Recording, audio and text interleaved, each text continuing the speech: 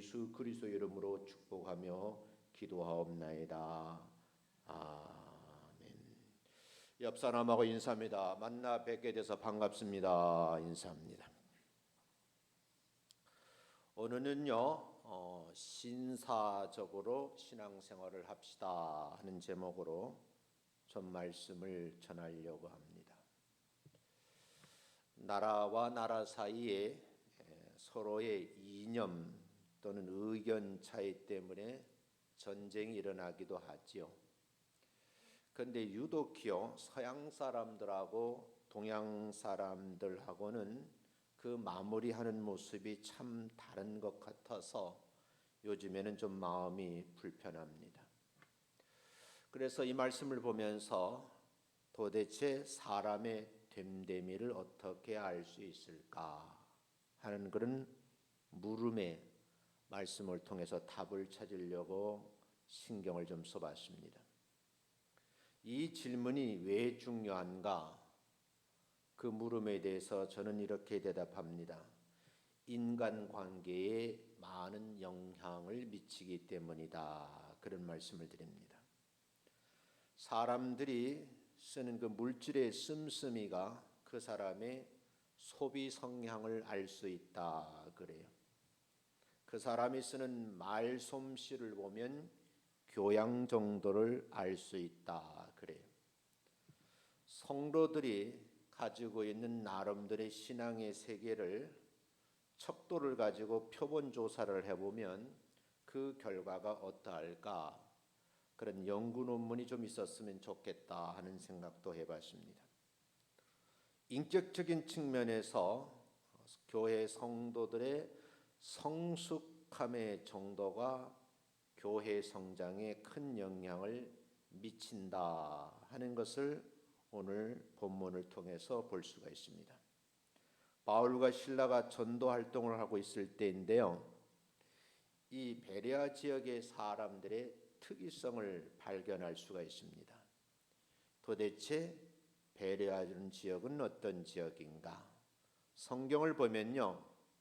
바울과 실라가 베레아 지역을 찾아갔는데 이 지역에 있는 사람들이 반가이 맞이하는 모습이 성경에 기록되어 있습니다. 17장 11절에 보면요. 두 지역을 비교를 합니다. 그 비교 대상이 데살로니가라는 지역에 있는 사람하고 베레아에 있는 사람들입니다. 11절에서는요. 이 베레아 사람들을 표현하기를 성품이 좀 너그럽다 이런 말을 쓰고 있어요. 그래서 여러분들이 보시기에 이 신사적이란 말을 좀 생각해 보면 우리가 흔히 떠올리는 몇 가지 단어가 있어요. 신사 그러면요. 매너가 좋다. 교양이 좀 있음직하다. 좀 사람이 품위가 있어 보인다. 그리고 행동을 보니까 절제를 하더라. 오늘 성경에 보면 너그럽다 이런 말을 쓰고 있습니다. 그래서 이 말씀을 가지고 한번 신사적으로 신앙생활을 하려면 어떻게 해야 되겠는가 하는 것을 좀 생각을 해보면서 한일 관계에 있어서도 좀 신사적인 민족이 우리나라가 되어야 되지 않는가, 그렇게 야비할 정도로 그런 정치를 하는 지도자의 모습을 보면서 우리가 신사적인 나라가 되려면 어떻게 해야 되겠는가 하는 고민하면서 오늘 말씀을 좀 보려고 합니다. 본문에서 베레아 지역에 사는 사람들에게 전도자들이 복음을 전하게 되었습니다. 근데 이 지역에 있는 사람들은요. 오늘 성경의 10절에 보면요. 유대인의 회당에 들어갔어요. 그랬더니 그 회당에 모여 있는 사람들을 보니까 성품이 좀 너그러울 뿐만 아니라 말씀을 받는데 간절함이 있더더라. 그런데 이 말씀을 듣고서는요. 그런가 하여 성경을 날마다 상고를 하더라. 이렇게 11절에 구체 기록이 되어 있습니다. 좀 조사를 해본 거겠죠. 12절에 보면 그 중에 믿는 사람들이 의외로 많고 그 가운데서도 헬라 쪽에 있는 귀부인들과 남자들의 수가 좀 적지 않다 이런 표현을 쓰고 있습니다. 반대로 데살로니가 지역에 있는 사람들은 이 바꾸어 말하면 좀 비신사적이다 그런 말씀을 하고 있는데 왜 그런가 하면 유대인들이 이 데살로니가 유대인들은요 바울이 하나님의 말씀을 베레아에서 전하는 줄을 알게 되었어요. 그래서 마침 베레아까지 쫓아와서 베레아 지역에 있는 유대인을 움직여서 소동을 일으키는 거죠. 그래서 14절에 보면 바울을 결국은 베레아 지역에서 내보내게 되어서 쫓김을 당하는데 어디까지 내려갔느냐? 지금의 그리스 아덴까지 내려간 것을 보게 됩니다. 이 말씀 속에서 우리가 한번 생각해 볼 일이 있다. 이 지역 사람들이 말씀을 듣고 묵상을 하기도 하고 삶에 적용을 하는가 하면 말씀대로 실천함으로써 교회 성장에 공을 세우더라는 말이에요. 여기서 바울은 한마디로 베레아 사람들을 평가를 하기를 이 지역에 있는 사람들은 신사적입니다. 이런 표현을 썼어요. 이 신사적이라는 말의 표현을 보면 좋은 과문 또는 귀족 출신을 의미합니다. 이분들은 성품이 온화할 뿐만 아니라 마음이 참 고운 분들인데 그 표현을 고상한 분들이라 이렇게 담겨져 있습니다. 바울의 일행들이 복음을 전할 때에는요 다양한 문화권에 있는 사람들에게 복음을 전해본 경험이 있습니다. 그 경험에 의하면 정말 복음을 전하면서 많은 문화권에 있는 사람을 만나봤지만 이 만남을 통해서 잃어버릴 수 없는 참으로 기억하고 싶은 사람들이 있었다. 근데 그 사람들이 바울은 베레아 사람들이라고 그러는 겁니다. 그러면서 주님의 귀한 사역을 감당하면서 좋은 사람들, 나쁜 사람들로 구별할 수는 없겠지만 중요한 것은요.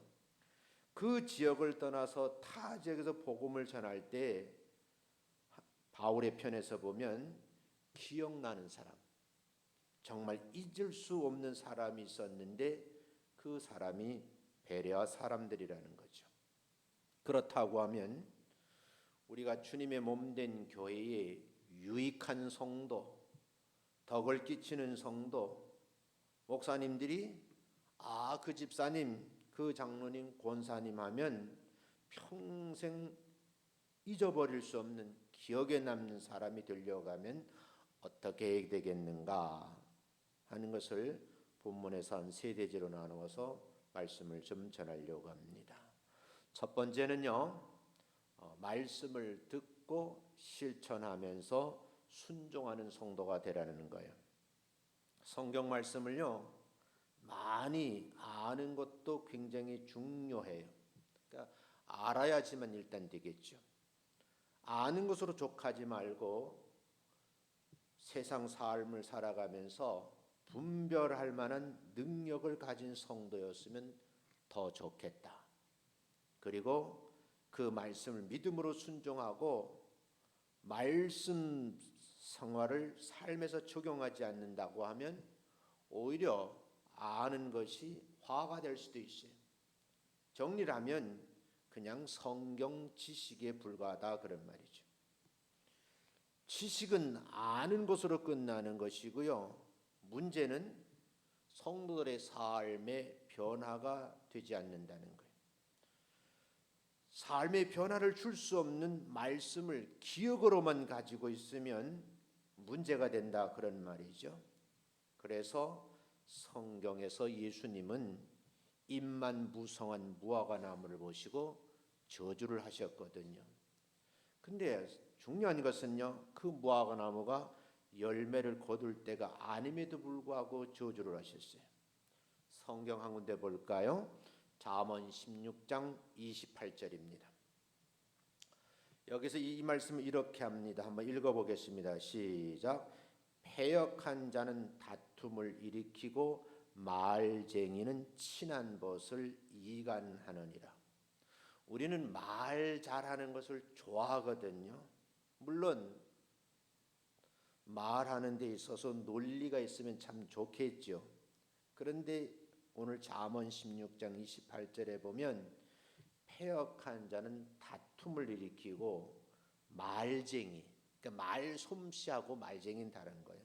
말쟁이는 친한 것을 이간하느니라.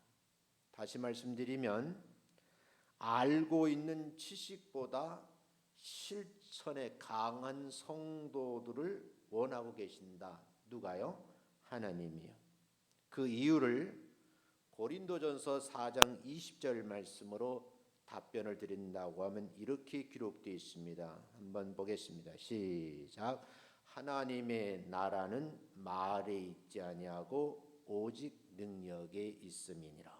그러니까 하나님의 나라에서는 말쟁이가 아니고 그 말씀이 삶 속에서 기적이 나타나고 이적이 나타날 수 있는 능력이 된다는 거죠. 많은 이론과 지식만을 가지고 있어서는 안 된다는 뜻도 돼요. 소위 말하는 이론가들은 굉장히 주변에 많거든요. 그런데 실천과 행동하는 사람은 그렇게 많지 않다는 거예요.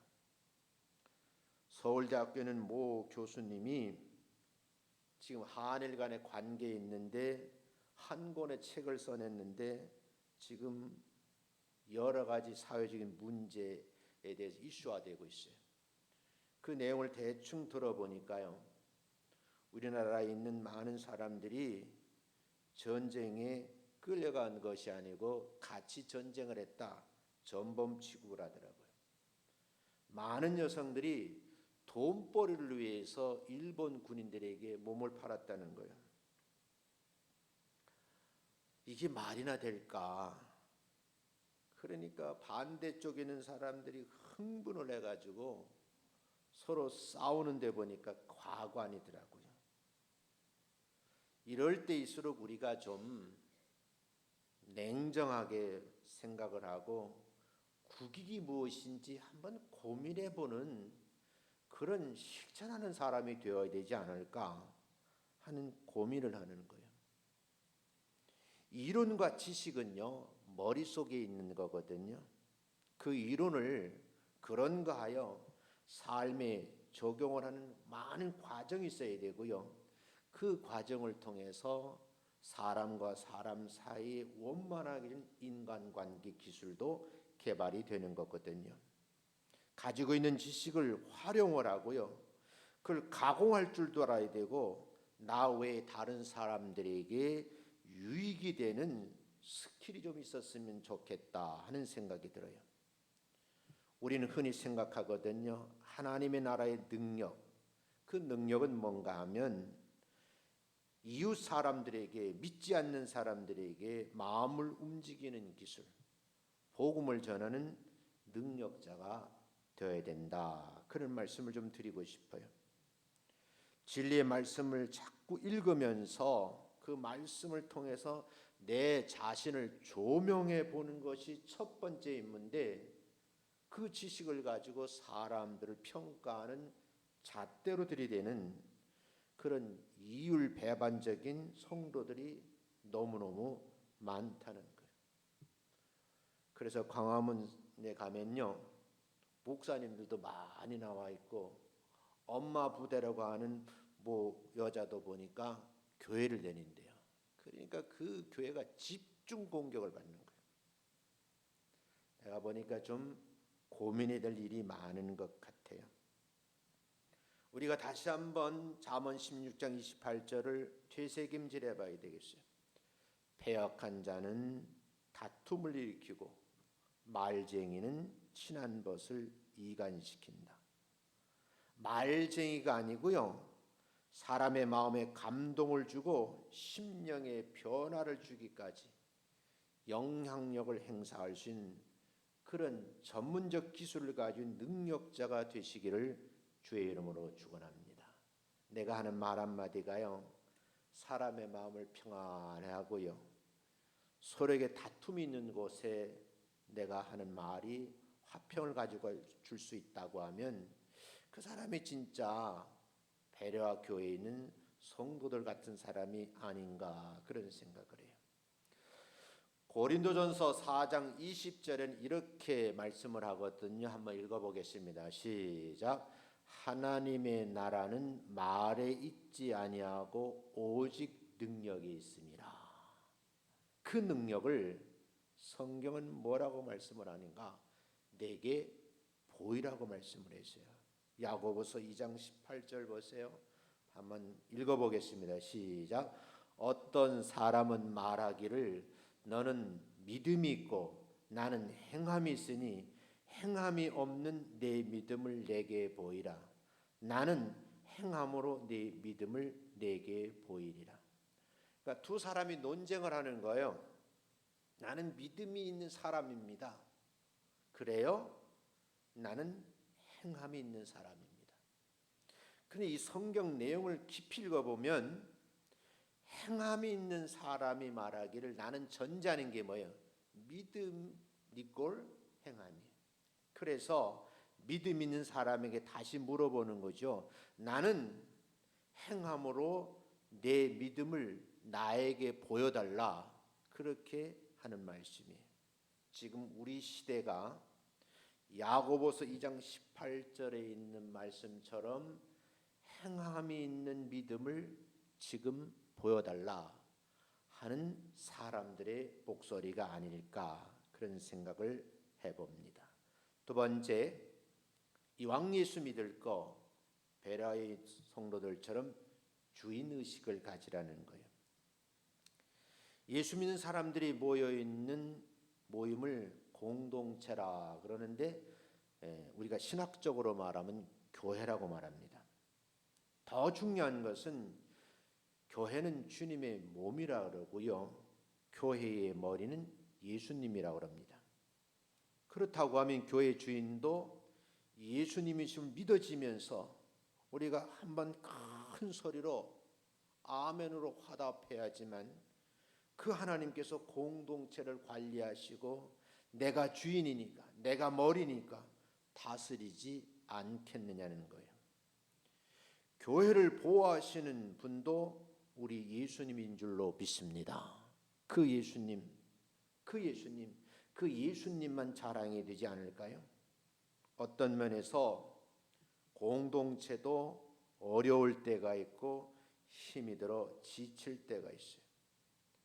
때로는 인간의 생각을 넘어서는 어려움을 겪을 수도 있습니다. 그러나 아주 중요한 것은요, 교회의 주인이신 예수님은 핏값을 지불하시고 세우신 것이 교회라는 거예요.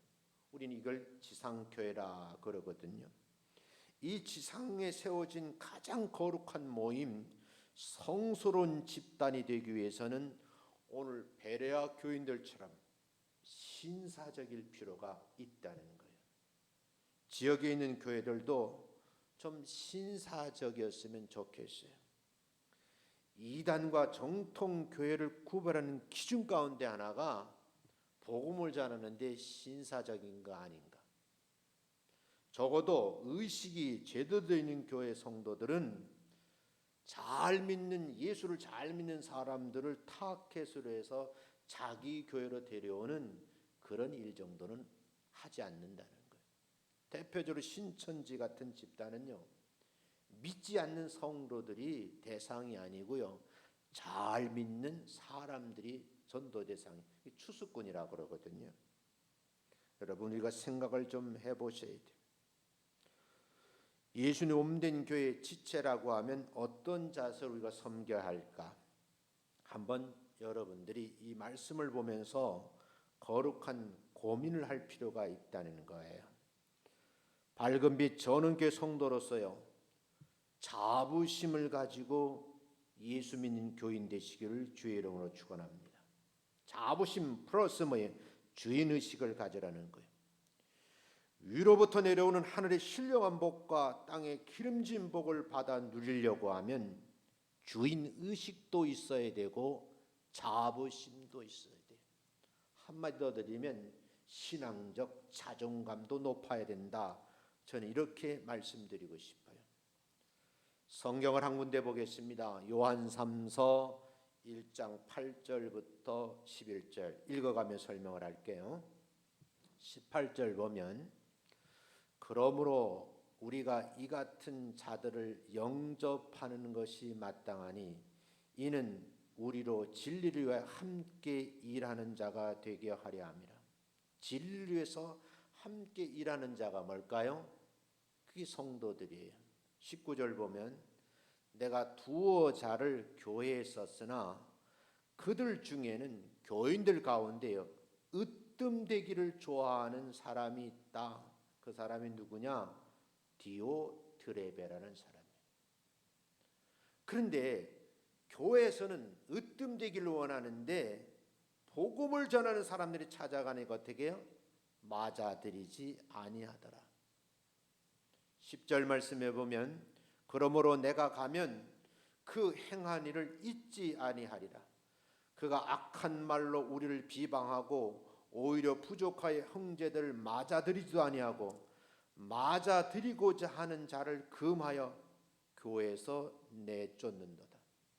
본인은 하지도 않으면서 다른 사람이 하려고 하면 그 성도를 교회 밖으로 내쫓았다는 거예요. 11절 말씀 보겠어요. 사랑하는 자여 디오드레베처럼 악한 것을 본받지 말고 선한 것을 본받으라. 선을 행하는 자는 하나님께 속하고 악을 행하는 자는 하나님을 배웁지 못하느니라. 선한 행동, 악한 행동이 있는데 이 땅에 살면서 악한 행동을 하면 하나님을 배웁지 못한다. 그 말은 좀 넓게 해석하면요 지옥 간다 그 말이에요. 그런데 12절 말씀에 보면요 또 한 사람이 소개되어 있는데 더메드리오라는 사람이에요. 더메드리오는 무사람에게도 진리에게서도 증거를 받았으며 우리도 증언하노니 너는 우리의 증언이 참된 줄을 아느니라 그랬어요. 그러니까 요한 3서에 디오드레베라는 사람하고 더메드리오라는 사람이 있는데 정말 극과 극의 신앙생활하는 사람이에요. 그런데 중요한 것은요 진리를 함께 일하는 자들이 되려고 몸부림치는 사람들이 많은데 이 일에 신경을 써야 되는데 교회에서 높아지려고 하고 명령하고 사람들이 군림하는 사람들이 있다. 그래서 그 표현을 으뜸되기를 좋아하는 사람 이런 표현을 썼어요. 그런데요 신약 성경이 기록될 그 당시에만 그런 사람이 있는 것이 아니고 지금 우리 주변에도 있다 그 말이에요. 우리가 한번 생각해 보기를 더메드리오 같은 사람들이 교회 안에 많아야 되지 않을까. 그런 성도들이 밝은 빛 저녁에 많이 모여들 줄로 믿습니다. 세 번째는요 이왕 예수 믿을 바에는 교회 이미지를 세우는 자들, 때로는 그 이미지를 각인시키는 사람이 되어달라는 거죠. 교회 성장론에서 하는 얘기예요. 교회 양적 성장에는 제일 중요한 것이 교회 건물을 가지고 있는 거래요. 그러니까 주변에 있는 목사님들하고 얘기를 해봐요. 사실 이렇게 번듯한 교회 건물을 가지고 있는 교회는 성도들이 꽤 많이 있어요. 근데 건물이 없는 교회들은 열심히 전도를 하고 복음 활동을 해도 성도들이 잘 모여들지를 않는 거죠. 피터 와그너 박사님은 전도하는 방법 중에 교회를 세우는 것이라 이런 표현을 쓰기도 해요. 그러니까 처음에는 예배당 건물에 관심이 참 많은 거예요. 이 교회 성장론의 첫 번째 요인이라 그래요. 교회 성장론의 두 번째 요인은요. 그 교회가 다양한 프로그램이 준비되어 있느냐, 그것이 관건이다 그러더라고요. 그 프로그램이 이제는 완벽하게 작동이 되는데 시스템화되어 있는 그런 교회가 부흥이 된다 그래요. 저희 교회도 찾아오시는 분들 보면 이게 이제 작은 사이즈 교회인데도 불구하고 대형 교회처럼 가족이 다 동시에 차를 몰고 들어와서 꼬맹이는 유치부로, 또 좀 큰 애는 중고등부로, 제일 큰 아이는 대학 청년부로, 자기들은 장년부 예배를 동시에 드리고 식당에 가서 식사 딱 마치고 차 타고 집으로 돌아오는 그런 교회를 꿈꾼다는 거예요. 그렇게 해야지만 교회가 부흥된다 그래요. 근데 여러분, 그런 교회가 얼마나 되냐는 거예요.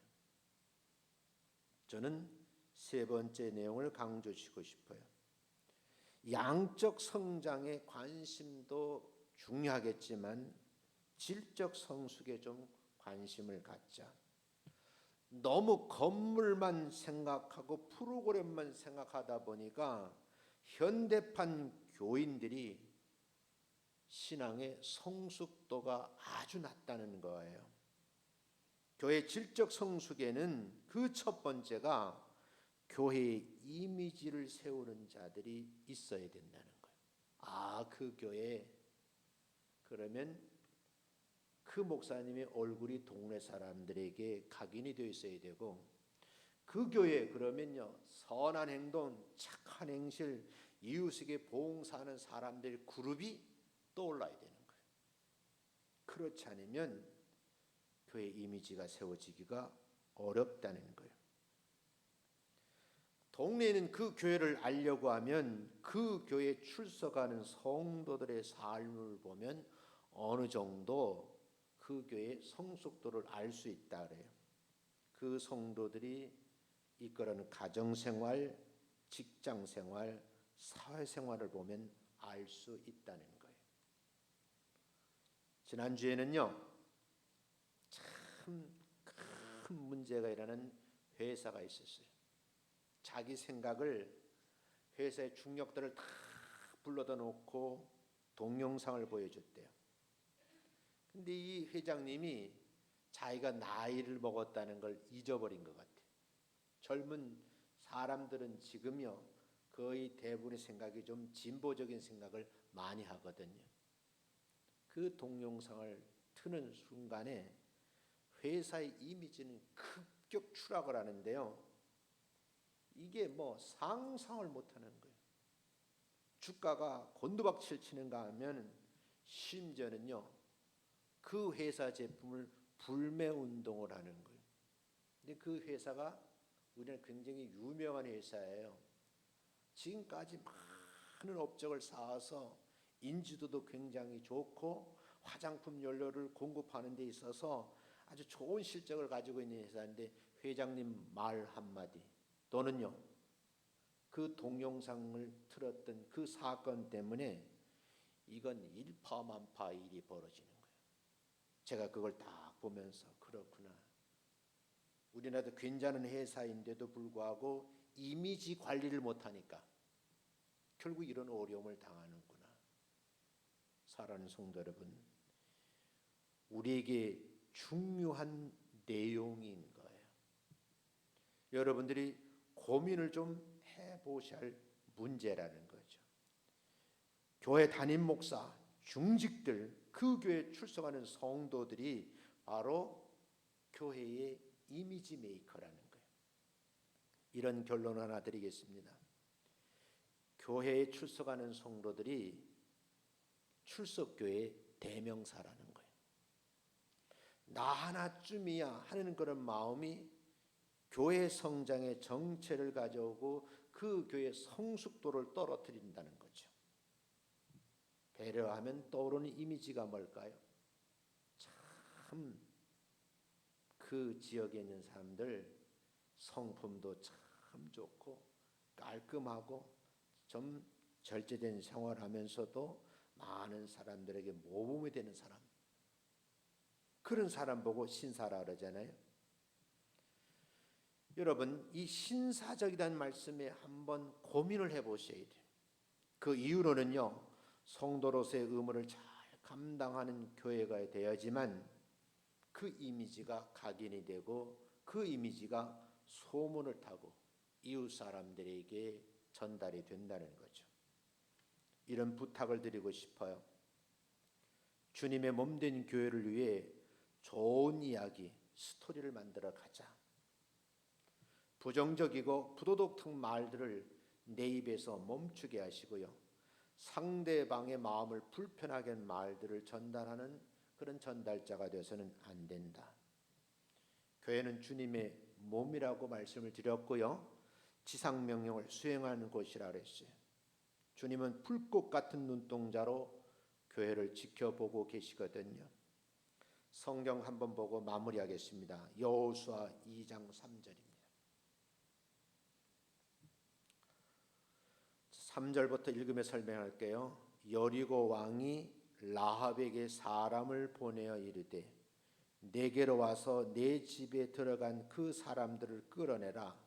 그들은 온 땅을 정탐하러 왔느니라. 12지파의 아주 귀한 분들입니다. 이분들이 들어갔다가 보니까 가나안 땅에는 기골이 장대하고 우리 하나님의 사람들이 감당하기 어렵다 하는 부정적인 보고라는 사람 10사람이 있었고, 그건 메뚜기 같은 밥이다 라고 긍정적인 평가는 2사람이 있었어요. 이 2사람이 지금 한 여인의 집에 숨어들었습니다. 4절에 보면 그 여인이 그 2사람을 이미 숨긴지라 이르되 과연 그 사람들이 내게 왔었으나 그들이 어디에서 왔는지 나는 알지 못했고, 변명을 하는 겁니다. 5절에 보면 그 사람들이 어두워 성문을 닫을 때쯤 되어서 우리 집에서 나갔다. 그런데 내가 어디로 갔는지 내가 알지 못하니 찾아온 사람들이 하는 말이죠. 급히 따라가라. 그리하면 이 2사람을 따라잡을 수 있을 것이다 라고 이 여인이 말을 합니다. 6절에 보면 그가 이미 이 2사람을 이끌고 지붕에 올라가서 지붕에 버려놓은 3대에 숨겼더라. 그런데 어느 분이 묻더라고, 목사님, 여호수아 2장 6절에 지붕에 벌려놓은 3대가 뭐예요? 그러더라고요. 3대가 뭘까요? 네? 3대가 뭐냐면요, 여러분들 우리나라에도 있어요. 삼배옷. 그러니까 삼나무가 있거든요. 삼나무를 다 잘라다가 큰 대형 가마를 만들고 그걸 삶아서 껍질을 벗겨서 잘 정리해 가지고 그걸 이제 옷을 만들기 직전에 그걸 지붕에 올려놓고 말리는 거예요. 그러니까 이 삼배옷을 만들기 위한 실타래라고 보면 돼. 이걸 이제 지붕에 잔뜩 갖다 놨는데 지금 2 정탐꾼을 그 속에다가 숨겨 놓은 거예요. 왜 이 말씀을 드리냐? 지금 예수 믿는 사람들이 이 사람이 기생이라고 흉을 볼 것이 아니고 아무리 믿음이 있어도 오히려 기생 라합만도 못한 성도들이 교회 안에 너무 많다는 거예요. 옳고 그름을 판단하지 못하고 무엇을 해야 되는지를 방향을 잡지 못하고 어디로 갈지 모르는 그런 어리석은 성도들이 너무 많은데, 그런 성도들이 지금 대한민국에서 광화문에 모여 있는 거예요. 거기 목사도 있어요. 권사 집사들이 있다고. 그럴 시간이 있으면 차라리 교회 엎드려서 기도하지. 제가 너무너무 안타까워서 하는 말씀이에요. 7절 말씀에 보면 그 사람들은 요단 나루토까지 그들을 쫓아갔고 그들을 뒤쫓는 자들이 나가자 성문이 닫힌 거예요.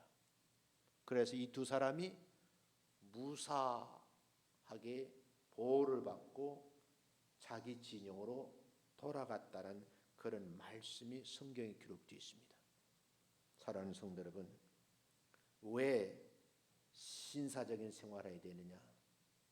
무엇이 우리를 신사적답게 하는지를 정말 8.15 광복절을 맞은 우리들이 한번 생각을 해봐야 되지 않을까. 나라가 어렵거든요. 이럴 때일수록 우리 성도들이 어떻게 신앙생활하는 것이 국익에 도움이 되는지 한번 거룩한 무리로서 고민을 해보자 하는 말씀을 이번 주간에 함께 나누고요. 이를 위해서 기도하시는 여러분 되시기를 주님의 이름으로 축원합니다. 기도하겠습니다. 하나님 아버지, 감사함을 드립니다.